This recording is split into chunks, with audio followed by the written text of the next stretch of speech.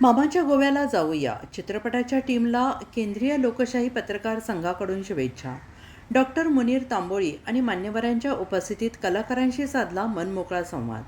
बहुचर्चित आणि बहुप्रतीक्षित मामाच्या गोव्याला जाऊया या मराठी चित्रपटातील कलाकारांची केंद्रीय लोकशाही पत्रकार संघाच्या महाराष्ट्र प्रदेश पदाधिकाऱ्यांनी नुकतीच खास भेट घेतली.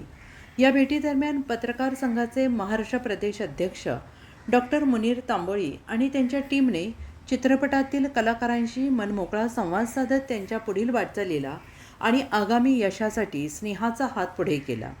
या विशेष कार्यक्रमाचे आयोजक श्री राकेश जाधव यांच्या वतीनं करण्यात आले होते.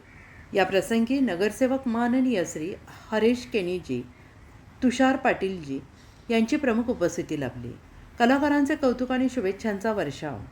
मामाच्या गोव्याला जाऊया ही उत्कृष्ट कलाकृती रसिकांच्या पसंतीला उतरेल असा विश्वास व्यक्त करत केंद्रीय लोकशाही पत्रकार संघाच्या वतीनं चित्रपटातील सर्व कलाकार, दिग्दर्शक आणि तंत्रज्ञांचे मनपूर्वक अभिनंदन करण्यात आले. महाराष्ट्र अध्यक्ष डॉक्टर मुनीर तांबोळी यांनी चित्रपटाच्या संपूर्ण टीमला भविष्यातील यशासाठी आणि चित्रपटसृष्टीतील या नव्या प्रवासासाठी उदंड शुभेच्छा दिल्या.